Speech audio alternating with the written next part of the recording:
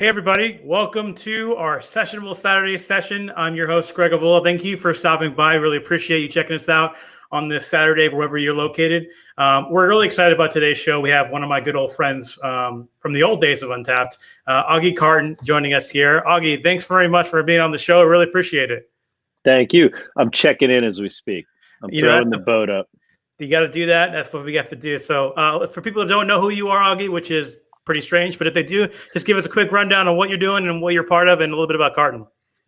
Sure. I'm Augie Carton of Carton Brewing. We are a small, about 7,000 barrel a year production brewery in Atlantic Highlands, New Jersey. We make every kind of beer.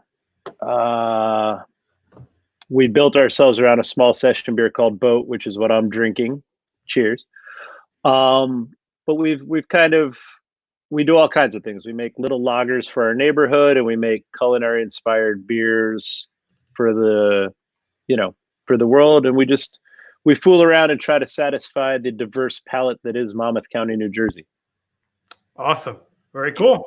Well, before we get started, we want to thank our show sponsor, Minibar. Minibar is a great opportunity now, especially with COVID. You can get the beer delivered directly to your door and enjoy that right at home, which is a responsible thing to do. And for users of Minibar that like Untapped, use the promo code Untapped to get $10 off your first order. So if you are looking for a beer, looking for some alcohol, wine, etc., Minibar is the right spot for you. So use the promo code Untapped to get your $10 off your first order. And thank you, Minibar, for sponsoring the show. So, we talked about beer. You already poured yours. I actually have the same beer as you, Boat, which isn't that funny? I didn't realize you were having that beer as well. This is one of my favorite beers you make, Augie. I think that, especially for a sessionable Saturday, it makes a perfect sense there. And it's extremely light, but also really flavorful. It's hard when you have a low ABV beer to get a lot of flavor in it. And I think this is why I like this beer so much, is because it doesn't kick you to the curb, but it gives you all the flavors that you normally would get with a very high alcohol content beer. So cheers, Augie. Thank you for being on the show. Cheers. Thank you. Hey, Greg. Thanks for having me. Cheers. It's so neat.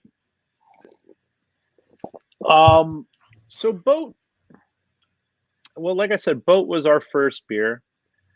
And I think Boat speaks to, no one wants to be pigeonholed. Right. And like I said, we do all kinds of beers. We do the Hell's Lager that's only available in our region. Then we do, American Quads, 5-spiced with a 5-spice from Daniel Hume's 11 Madison Park Duck. We do everything. Right. But I think Boat, and why I'm so pleased you like it and why it is the beer I drink most, speaks to what we actually do when we're doing all those beers. And it's approached from that culinary perspective of deconstruction and reconstruction. So right. Boat is 10 years ago, I was enamored with what's kind of gotten lost, but there's a beer that is the East Coast IPA. Mm-hmm. So now I think there's 3 dominant regional imprints of IPA in America: the West Coast, the East Coast, and the New England. And New England has gotten such a zeitgeist behind it. It's kind of, it's marginalized the East Coast. But 10 years ago, the East Coast was Dogfish 60, High Lie, Nugget Nectar, Flower Power, Harpoon. It was these kind of enough malt structure, but not malty beers, where the West Coast was kind of doing a monster bitter edition and a monster aromatic edition with big malts tying those two things together. We were kind of smoothing the hops all the way through beginning to end over a kind of more subdued malt structure. And I was just in love with those beers. Like, they would get me. The joke I make, or the truth I tell, is I'd walk into a bar, one of my favorite bartenders would be like, "Have you tried this yet?" And it would be something like Flower Power back when that was new. Mm-hmm. And I would get so enraptured in just how it smelled and what it was doing and all these aromatics it had, that I would drink 3 or 4 of them before checking and finding out it was a double IPA.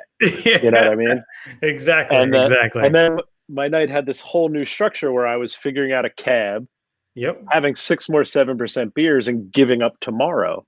Mm-hmm. So I came home and went to my brew partner, Jesse, the guy I opened Carton with, he's now at Interborough in Brooklyn, which is an amazing brewery. Yeah, Well worth really checking great. out as well. Yeah, I love Jesse. But I was like, why can't we make beers that have that amount of definition and those aromatics down in that 4% range that we know we learned how to drink in, right? Because Right. I'm 50 years old. I learned how to drink on Miller Lite, Coors Light, Bud Light. You know what I mean? I know 4.2 beers really well. Right. So what we did was deconstruct the aspects of flavor to the big beers and try to reconstruct them here. So we put some wheat in there to give some body at the lower ABV. Back then, this was considered way too hazy for everybody. It was too ugly. Not anymore. No, it was too ugly. It would never sell. Mm-hmm.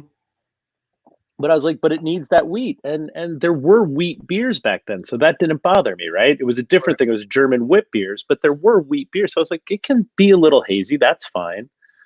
And then we like I said, we fooled around progressively growing the hops further out, and we gave it a decisive bittering charge, but then built all these fun aromatic citrus stuff. And what we did was make a really small double IPA.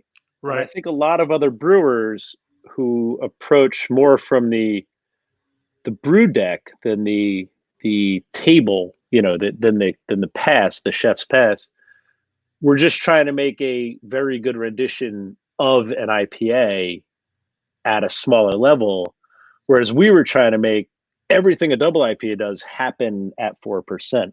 Mm. And once we hacked that, we started the company, right? When do you start a company? When you make something you think needs to exist that nobody else is making. I know that That's really well.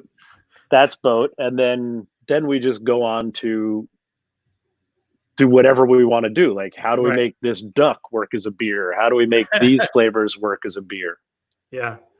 Yeah, I mean, I love the beer. I think it's a great opportunity, especially where our Sessionable Saturdays it just meshes with what we're trying to accomplish here. So, what are you guys drinking out there? Make sure you put in the comments on what you're drinking. We'd love to see it. I see a lot of hashtag love boats in the comment right now, which is great. Some people are drinking at New Jersey and spreading the love. We got some different beers that are popping up here. Make sure you post a comment. If you have a question for Augie also as well, make sure you put in the comment and we'll try to answer it at the end of it. And make sure you're tagging all your venues at Untapped at Home. Augie and I were talking about this earlier before we came on. We really love the idea of Untapped at Home being a great way for us to be able to check in and share with our friends, but respecting social distancing and also respecting all the things that are going out there with COVID. So it's really cool to be able to check in at home, tag it, see all your friends, all people are checking all over the world there, and make sure you tag Untapped in your social post while you're drinking during the session. Maybe we'll share it on some of our social networks there. So with that, we got a list of questions that I've come together, and Augie and I have known each other for I don't know how many years now. I remember when you first were doing this part-time, from that perspective, emailing me back and forth in your day job. Maybe a little bit about how you get started with this brewery. I know that it's from you and your partners there, but talk about how that started. How did you guys transition from part-time to full-time, and a little bit about the history there? So it's so funny what's happened in the 8 years since we started.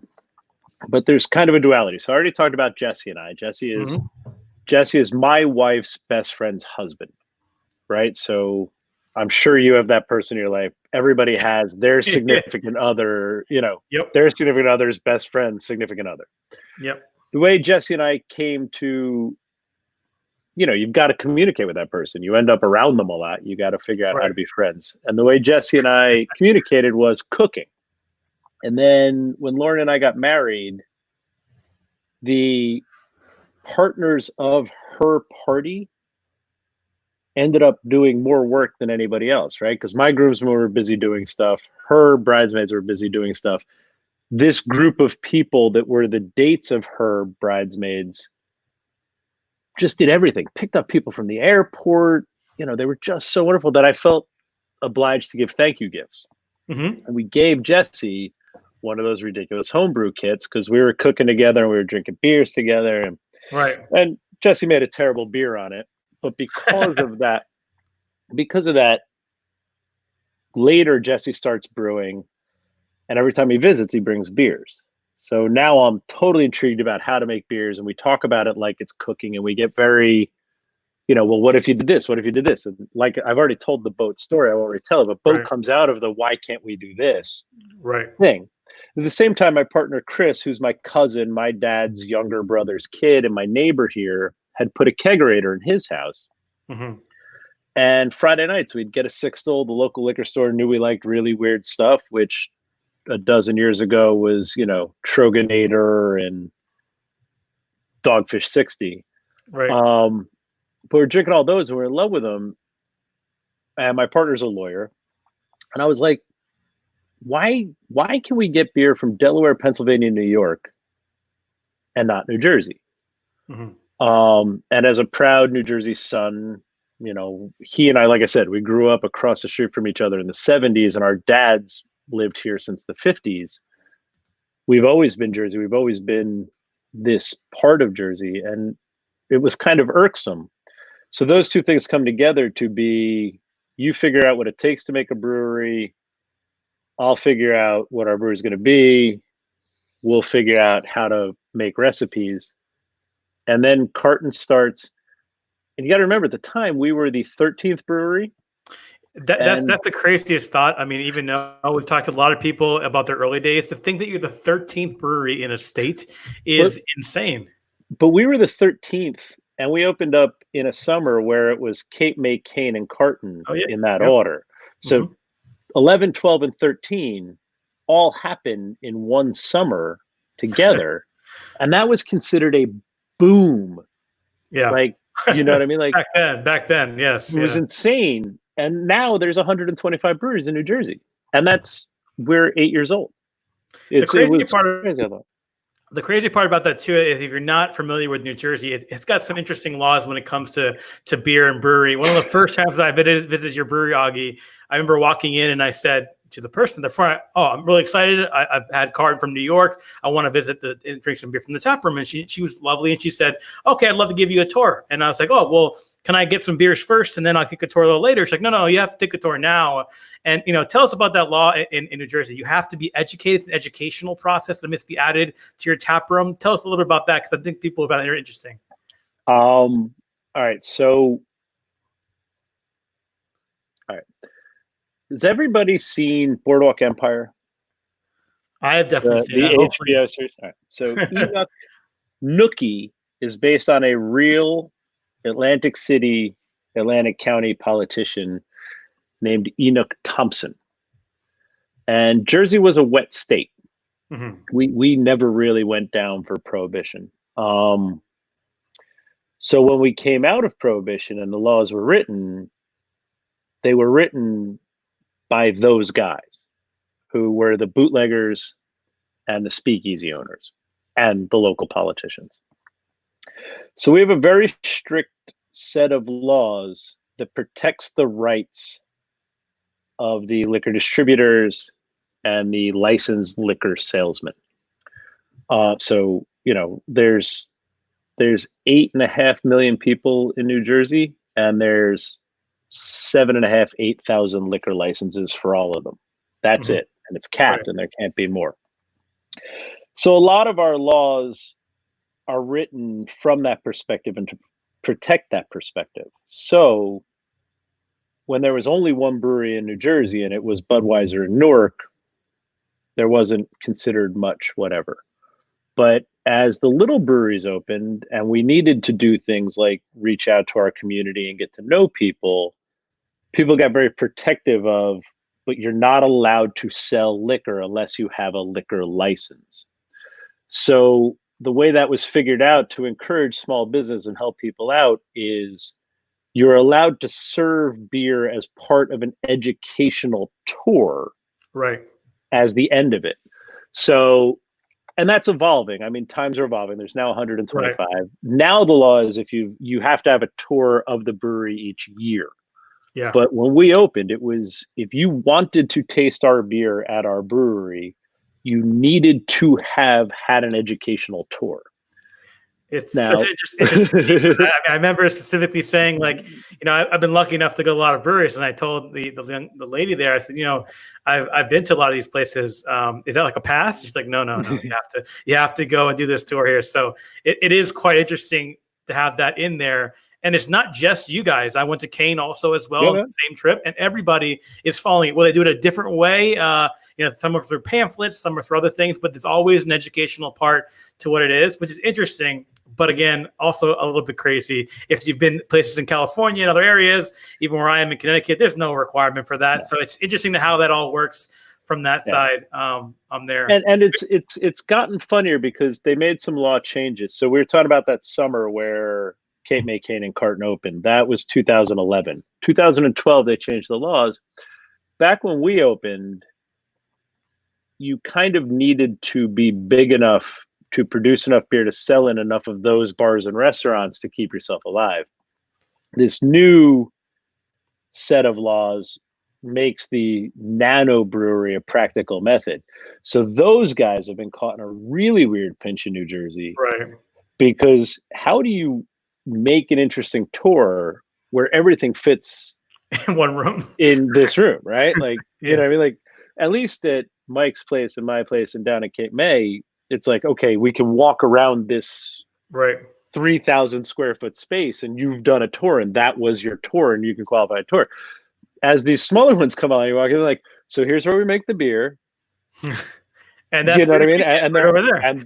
And that's the parameter. So those guys, you know, they got a little grief, and I always thought that was very unfair for them because, like, you know, what can you do except introduce each pop? Exactly. It's quite interesting. We've been asking people in the chat while we've been talking how many people have visited Carton before. There's a lot of people there, including Mr. John Hall, who will be our guest next Thursday on our virtual happy hour. There he is on the screen there. Thank you, Look at that, in bow tie. I mean, that wouldn't be him without a bow tie. If you know John, that's how he dresses even in his Sunday morning attire. So thank you, John. Go on. I that's all I've known him as, and from that bow tie perspective. No, I've seen him in his pajama bow tie. It's red flannel. It's red flannel. It's really snazzy. It's snazzy. John and I do a podcast together, and we actually did it. So I knew he'd be popping up because I just hung up on our call in, and he said, "I'm going to visit you." So hi, John Hall. Have you ever seen his green hairbrush? John's green hairbrush. It goes with it. So he's got a matching bow tie for it as well, and there's actually the hairbrushes on it. So ask for that one next time you see him. Yeah. We got some good questions coming in as well. What year did you brew boat beer? That obviously was your first beer you brewed, but what was the first year you did that? Andrew K had asked that question. Right. Andrew, I'm going to say thank you for asking that, because one of my favorite things about Untapped, since we're here doing this, hi Andrew. So I was an Untapped user before there was a Carton Brewing. You know what I mean? Like, I started Untapped because I was drinking beers and really liked that idea. But if you are my friend on Untapped, and Greg, you know, much to your torture, I have 20,200 friends. But that picture you see when you're interacting with me on Untapped is actually a mug of boat beer from our homebrew version of boat beer number 2, the second batch, on a sixtel that I'd brought to my cousin's house. Jesse and I had brought to my cousin Chris's house to show him. And we poured it off his kegerator, off a corny keg. And that picture of that mug is boat beer number 2, which is actually the recipe for boat beer you drink out of this can right now. We made like 24 iterations where we were fooling around and trying different hop combinations and different addition times and all this, all on the homebrew setup. But no matter what we did, I'm sure you've done it, where you A/B things. The A was boat beer. The A was boat beer number 2. This is 2009 or 10. The A was boat beer number 2, and then it'd be like, okay, boat beer number 2, boat beer number 13, boat beer number 2, boat beer number 2, boat beer number 14, and 2-1. But that mug of beer that is my, whatever you call it, avatar on Untapped, is the glass of beer that started Carton Brewing. I did not know that. That's pretty awesome. Now I'm going to look at it a whole different way when I see you on Untapped and whatnot. So another great question from Tim H. It asks, what's your favorite barley wine, and when will Carton ever brew their own? Oh, we've brewed barley wine. And Tim knows this. We've brewed barley wine. There are barrels and barrels and barrels of barley wine in Carton. I just haven't released it yet. I've drank. Inside information there, it appears. Yeah, well, he knows because we talk about it on the show a lot. I like the big, sticky, JW Lee's, those kind of treacly, really rich, really oxidized, all Maris, only time can make those barley wines, version of barley wines. So for as long as we've been alive, I've taken, neutral cask, so stuff we've put other beers in and then taken out of. I'll brew a, 26 to 30 Plato all Maris brew, ferment it out, put it in those barrels, and just put it away to get old. And I don't even start tasting them till they're about 3 years old. And then my hope one day is to blend together a, various use, maybe even put it back into bourbon for a little while, but nicely oxidized, really deep, really rich, really sweet, really treacly barley wine. And so far, there's blends I'm happy to drink, but not blends I'm happy to commit to a bottle yet. And that tortures Tim because Tim wants to drink that beer. Nothing wrong with that. And speaking of these kind of elaborate beers, you guys have obviously done a lot of collaborations with a lot of different people on different things. Is there anyone that kind of sticks out for you as both a great beer that came out of it and then the experience of brewing that together? The one that came to my mind is when I was down actually in Dogfish Head a couple years ago, maybe 3 or 4 years ago, and you guys brewed something with their brew pub down there. I think it was like a I forget the name of it, but it was like a salami sandwich, the deli sandwich, which was such a unique beer, and it was very interesting to drink. And I wonder what's your kind of view on things you've made that you're like, this is amazing, and the process was so collaborative. Anything that comes to your mind? Yeah, it's absolutely the couple beers we've done with Burial by me. We actually have a brand we collaborate under. It's called Antalier. And the idea is, because the truth is, especially small businesses that breweries our size tend to be, part of a collaboration is meant to draw attention from somebody else's people. Right. So there's part of collaboration where you're just trying to get attention together. And I get that, and that's fun, and there's nothing wrong. Other half just led a project called All Together that we took part of, which was just to get attention and just to share attention, from guys as big as Other Half down to guys like Carton, and then from Carton down to other smaller places, and draw this big attention and kind of drum up interest in our community. And that is one of the best parts of collaborative beers, but it's as much collaborative branding as collaborative brewing. We do Antalier because we kind of want a place to just break some things and make some risks. Right. And I don't want anybody to be afraid that if we make a bad thing, it'll stick to their brand. So we have this alternate brand to collaborate under. And if you're a brewer and watching this, you're welcome to use it too. We don't own it. It's just a place to hide for what happens if. Right. My favorite two What Happens If beers are, we did Aka and I'm forgetting the name of Yellow Miso right now, but we were down at Burial, or I was down at Burial. We'd been brewing something, and we were just doing that, 2 a.m., bars closed, restaurants closed, just tasting through all their taps, because those guys are super creative and I love what they do. And They had done something with miso in it, because there's a local miso maker by them too. So that's how that became. But if you know miso, especially if you've ever had like miso black cod or something, there's this really pretty vanilla, protein-rich umami sweetness to it. And tasting it in what I think was a Saison or a lager at the time, it really put me in the idea that using it would be a crutch or a cheat or a whatever for barrel aging, because of the richness and the vanilla and the inherent constituent flavors to miso were what you're doing to beers when you barrel age them.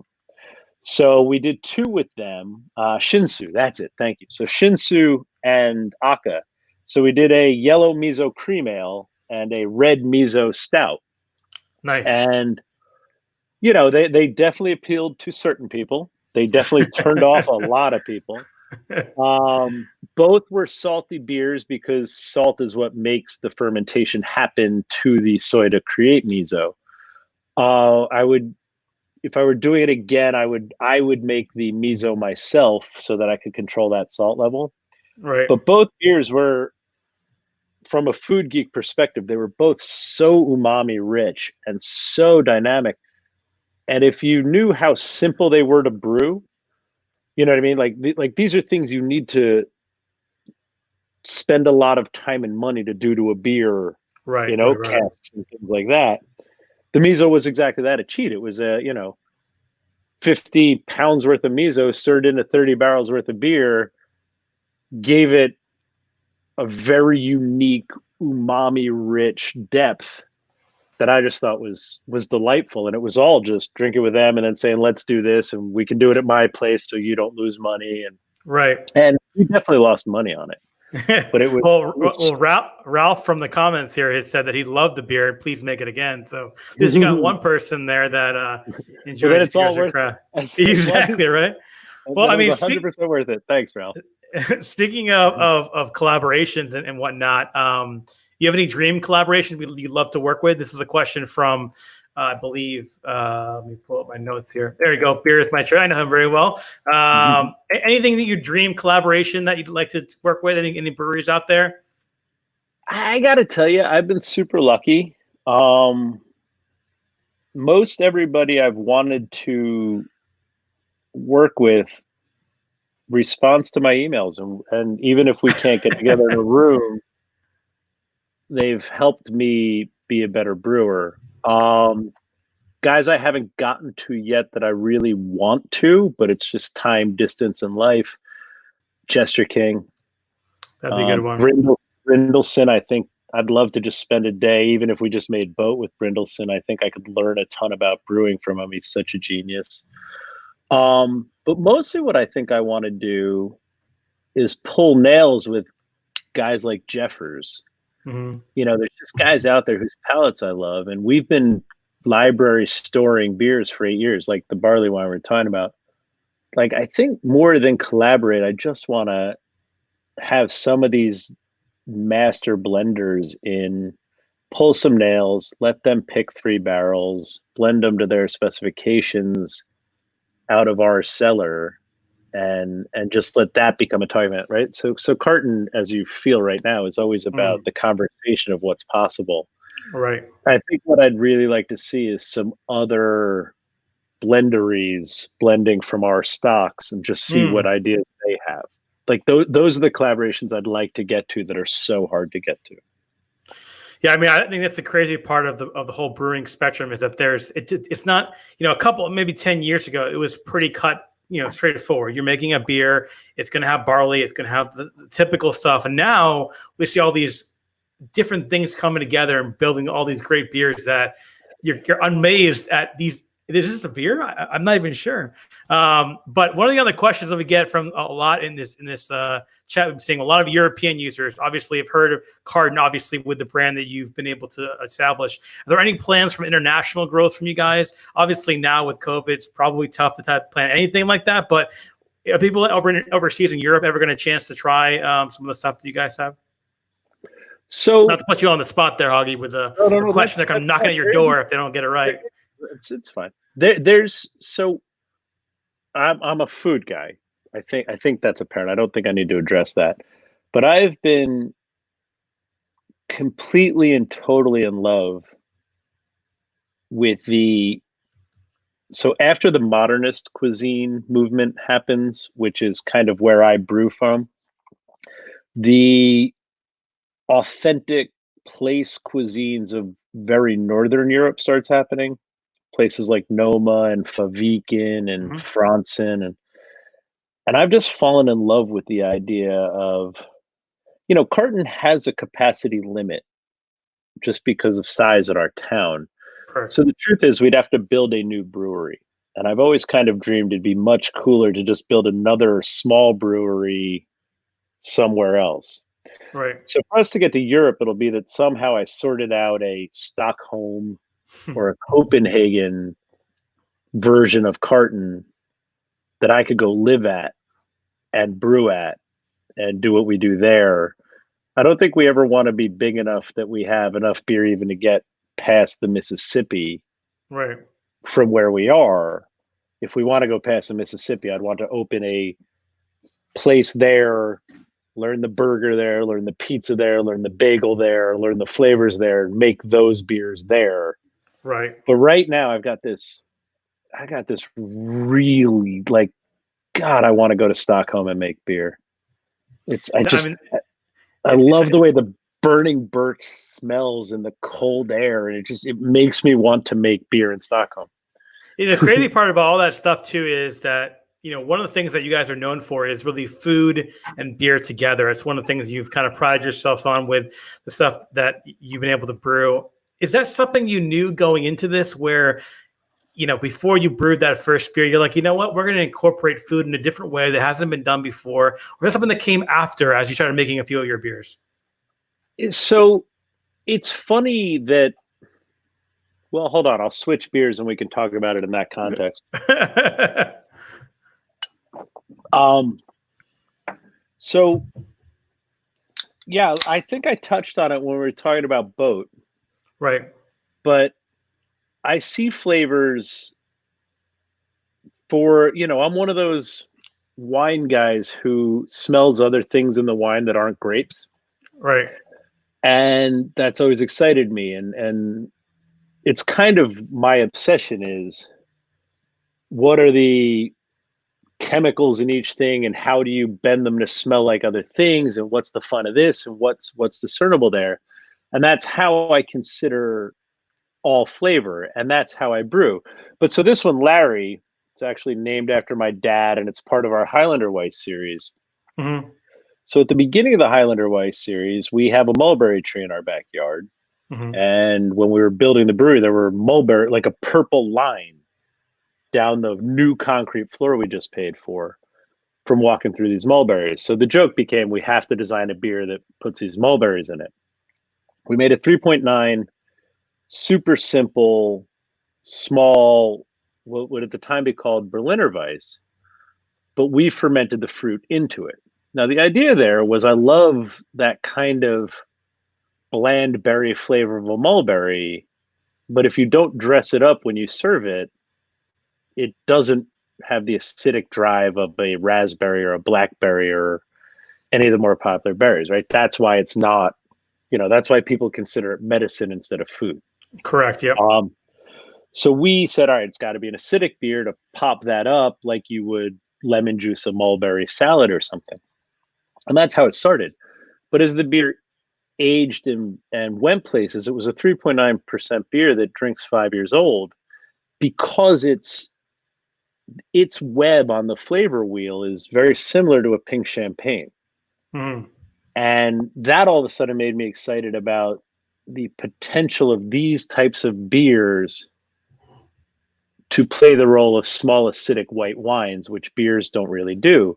So we always put fruit in them, but we always put it in before fermentation so it doesn't taste like it, right? Yep. So we identify these as Highlander Weisses, and what we're trying to do is bend the acidic, small, crackery beer in different fruit aromatics in the background, so they drink like, well, this one's meant to drink like a Muscadet, like I said, pink champagne, and then we've got Sauvignon Blanc, and we've got Chenin Blanc, and we've got Riesling, and we've got Gewürztraminer, and these are all the ideas that when we're adding the fruits and drying them out.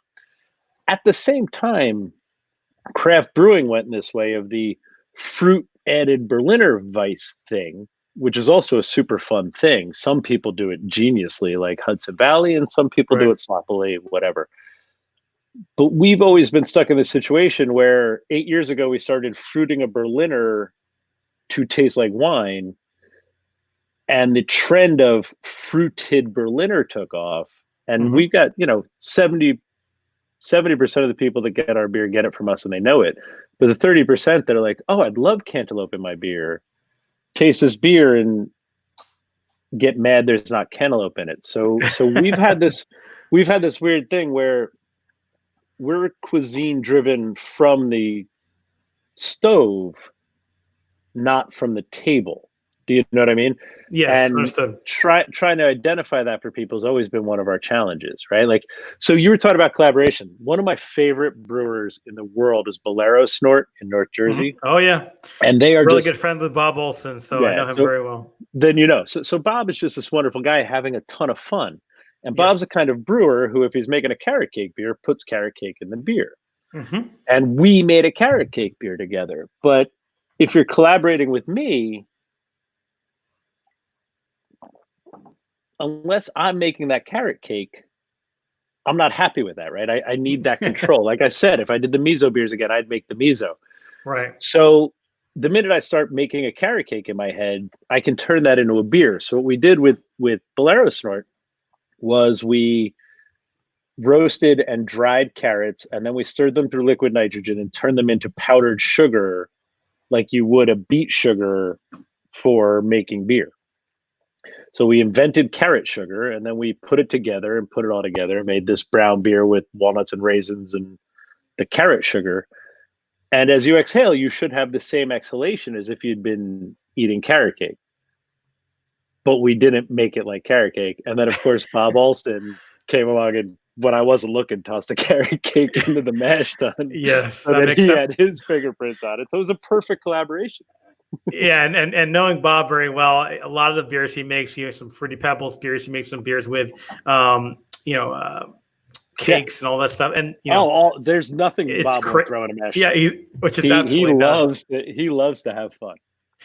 So I want to throw John Hall back up on the screen here. He had a question. We're gonna end with this question. He had a great one. He said, in an interview back with Augie, he compared Jeff O'Neill of the Industry Arts to Jackson Pollock. On Steal This Beer, which is your guys' podcast, he had often talked about brewers in terms of established musicians.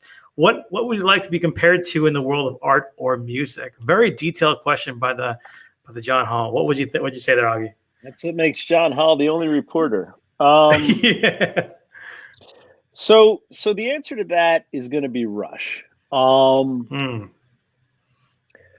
a huge Rush fan. We just did a Neil Peart dedication beer. I'm a huge Rush fan, but the truth is,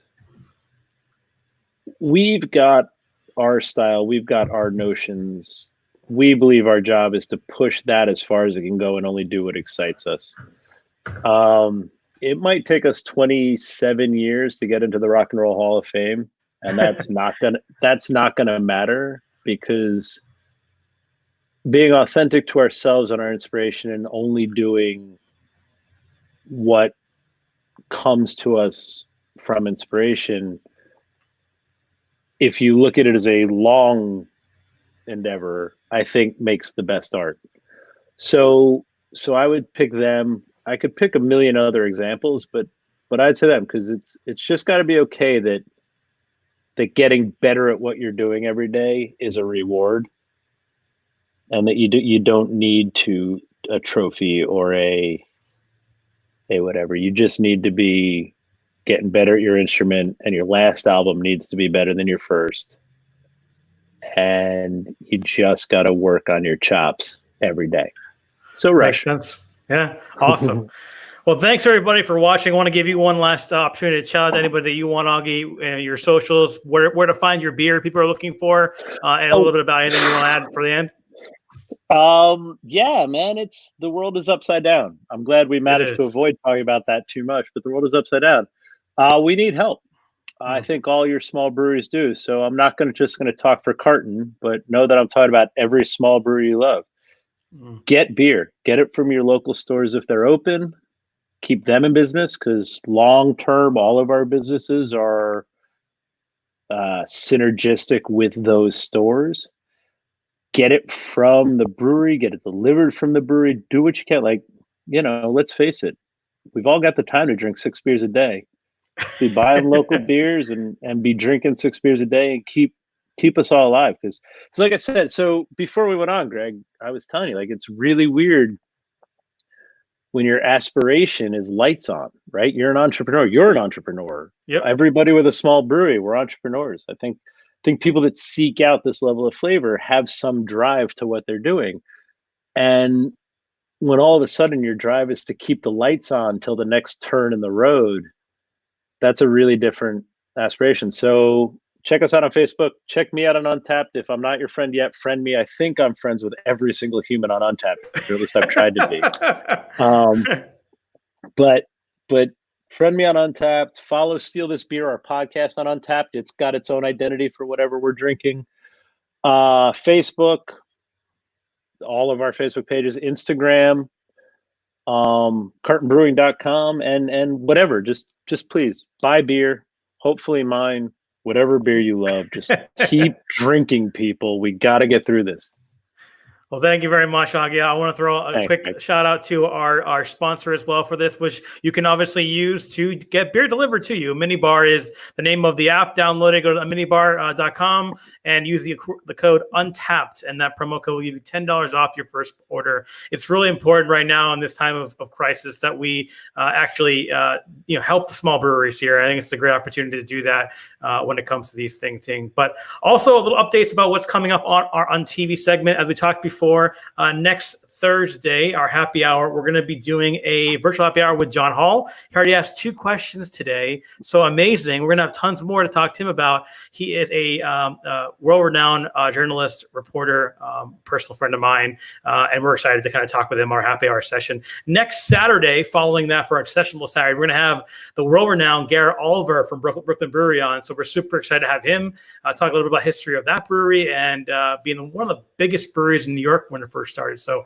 a lot of questions on there. So if you have feedback or questions you want to ask either John or Garrett, email us at media@untapped.com, and really appreciate your support. So thanks again. Thank you very much, Augie, for being on the show today.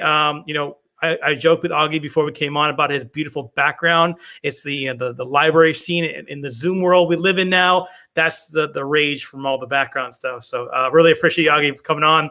And make sure you guys are checking in on Untapped and tagging At Home as your location. Be safe, and thanks for watching, guys. Cheers. Thank you.